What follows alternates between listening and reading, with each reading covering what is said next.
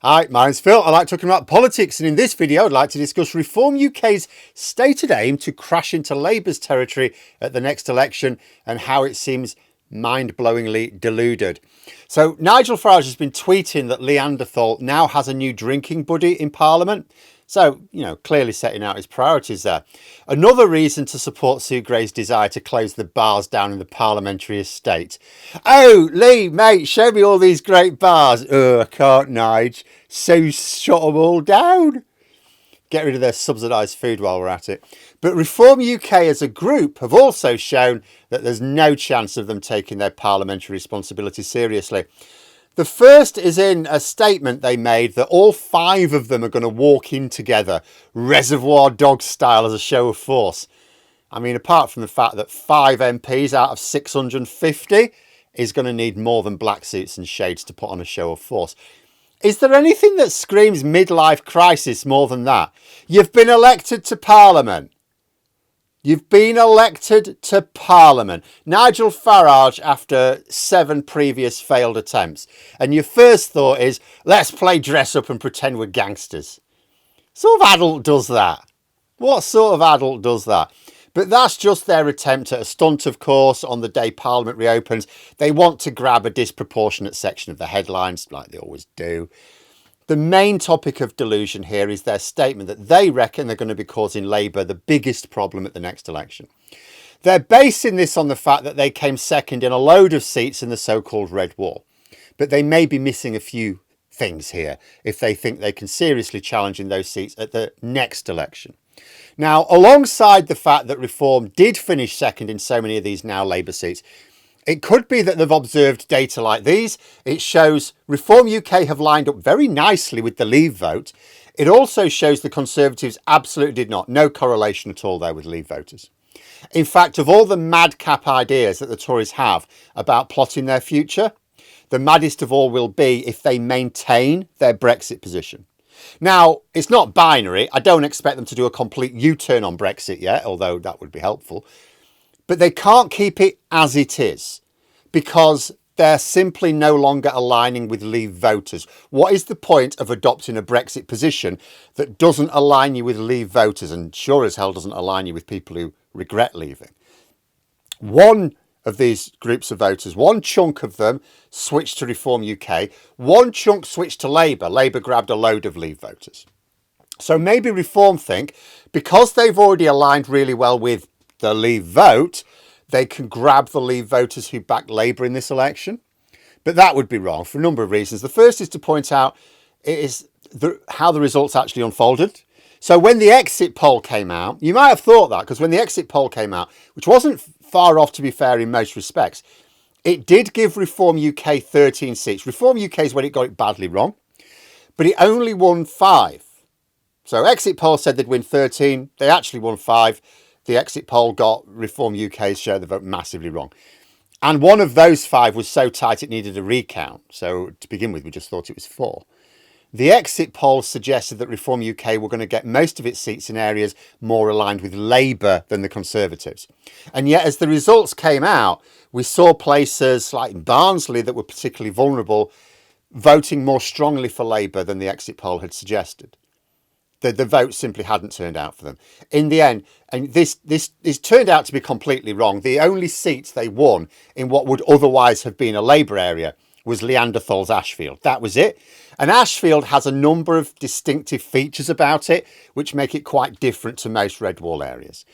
The other 4 Reform UK wins were all in solid Tory areas. The sorts of places Labour can't really dream of winning without a really mad change of attitude from voters. The obvious inference to this is that Conservative aligned voters were given a choice at this election between Reform UK and a Conservative party that was trying to be a softer version of Reform UK. Is it any wonder that so many just decided to vote for the party which looked like a more advanced version of where the Tories are headed anyway? Especially as Reform UK enjoy that most pleasant of positions of not having a record of failure, because nobody's ever been mad enough to give them power. So Reform UK were not only seen as ahead of the curve of the Conservative Party, because the Conservative Party is clearly on their trajectory, but one that might not be as incompetent. despite the fact that they engaged a company which doesn't do vetting to do their party vetting, and then complained that they didn't do their vetting, and then thought it was a good idea to back Russia against their own country during an election campaign. Still, the Tories set a very low bar. So you can see how some of those voters that would ordinarily vote Conservative would likely think Reform UK can achieve more than the Tories. But Reform's plan is to persuade Labour voters of this, and at the next election. But this is to fail to understand the two types of voter they're chasing. See, some Leave voters backed for reasons essentially of xenophobia.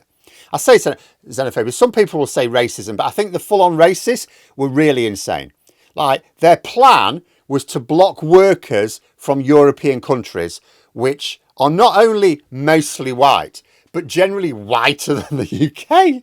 The UK is one of the most multicultural countries in Europe. So by definition, immigration from Europe arguably increases the proportion of white people here.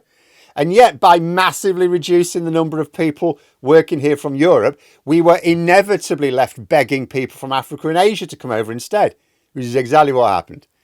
So anyone voting Brexit for racism really did get their decision wrong. So I say xenophobe, but, there were the xenophobes, which it's probably reasonable to suppose Farage has corralled. I mean, no one's done a poll on that. Did you vote Reform UK? Yes. Are you a massive xenophobe? But that is reasonable to suppose. But most of the Leave voters were just voting for a better future. Yes, many of them were persuaded the reason they didn't have this was because of EU integration or whatever, but they just wanted that better future. The banking crisis and then austerity had created the conditions to tell people that the established politics was failing them, and so something radical needed to happen. These are just whenever you get the rise of populism, it always coincides with this exact thing. A worsening of living standards that are noticeably not good enough, and the established political order not doing anything to make it better. As Starmer said last week, the way you deal with populists, just make people's lives better. In order for Reform UK to eat into Labour's vote at the next election, Labour would have to fail people. Now, okay, some people think they will. I get the cynicism after so many years of the worst sorts of not just government, but politics in general in this country.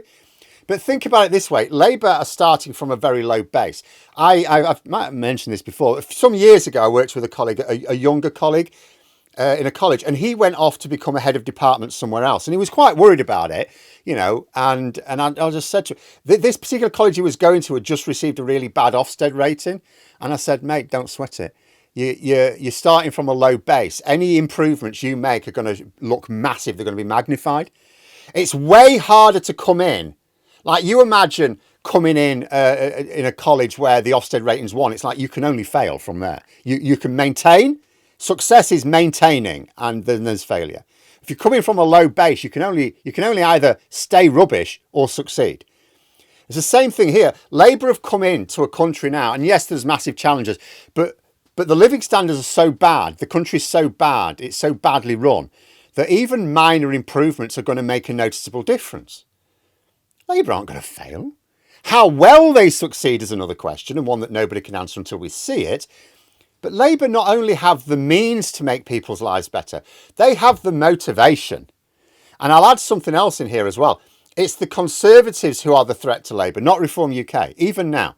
If the Conservatives continue trying to turn themselves into a crap version of Reform UK, that will arguably give Labour even more breathing room for tougher action on real levelling up.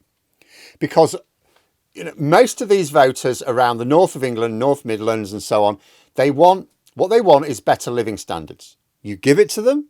What do Reform UK have to offer? In fact, I'll put it more starkly than that. These voters already chose Labour over Reform UK. They already decided Labour were a better bet. If that faith is repaid, it's insane to think that Labour would lose any net votes to Reform.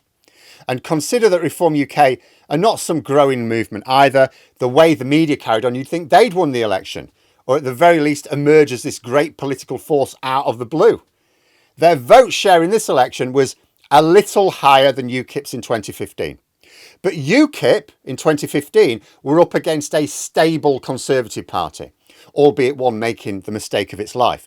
But it was still an organised campaign machine which appeals to its core voters and up against a Labour Party which was still trying to work out how you win elections again.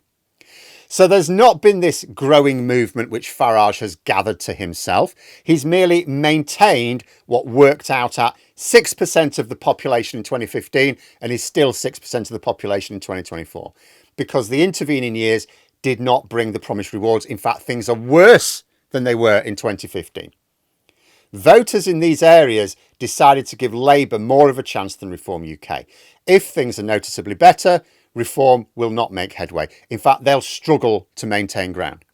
People are concerned about how efficient Labour's voters had to be to win this landslide.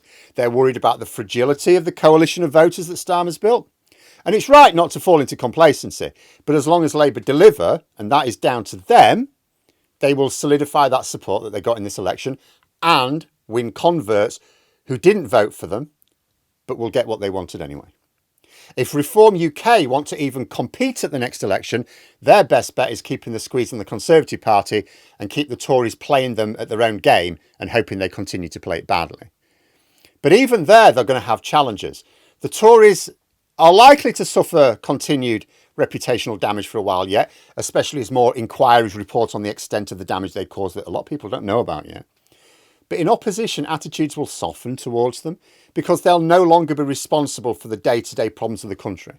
I mean, they will be because they've set all this in motion, but at least Conservative-leaning voters will forget their role and be a bit more forgiving because they'll think, oh, well, Labour, especially when after a couple of years, they'll think, oh, Labour in power now, they should have been able to turn everything around. Oh, they haven't. OK, the Conservatives are looking a bit better now. Attitudes will soften. The idea that Reform UK has beaten the Tories and can now work on Labour just seems mad. They're more likely to find themselves squeezed. Labour will definitely squeeze them with real delivery. The Tories have the option, although it's less clear that they will make that choice.